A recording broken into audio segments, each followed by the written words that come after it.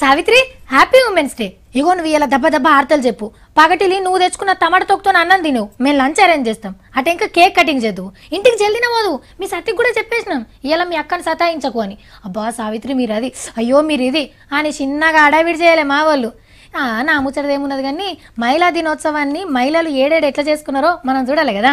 కేకులు కోసుడు, సీట్లు తినిపించుకున్నాడు, ఆటలు పాటలు డ్యాన్సులు. ఎక్కడిది ఒక్కరోజు పండుగకు చిన్నగా మురిపెం కాదు పొర్రి.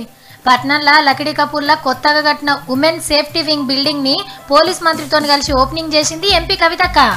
అన్ని పార్టీ ఆఫీసులల్లా మహిళా లీడర్లు మీటింగ్ పెట్టుకొని మంచి చెడ్డ మాట్లాడుకుర్రు. ఆఫీసులల్లా కాలేజీలల్లా స్కూల్ కాడ ఉమెన్స్ డే సంబరాలు మస్తు జరిగినాయి. పట్నం అంబేద్కర్ కాలేజీలా మహిళా దినోత్సవాన్ని జోరుగా చేసుకున్నారు. ఉత్తమ టీచర్లకు మహిళలకు శాల్వలు కప్పి సన్మానాలు చేసిర్రు. నిజామాబాద్ లో ఒక స్కూల్లో అమ్మల కాళ్ళు కడిగి పాదపూజ చేసిర్రు పిల్లగాన్లు. కరీంనగర్ లో ఫస్ట్ టైం మహిళా పెట్రోలింగ్ బండ్లు తీసుకొచ్చిర్రు. ఇక రోడ్ల మీద మహిళా పోలీసులే ఈ బండ్లు వేసుకొని తిరుక్కుంటా ఏడేడు ఏం జరుగుతుందని అరుచుకుంటారు అన్నట్టు.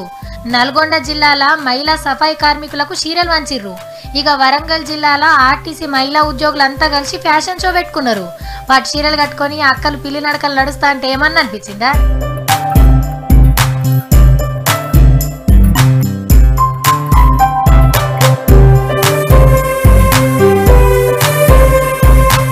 దేశమంతా ఇట్లనే జరిగింది.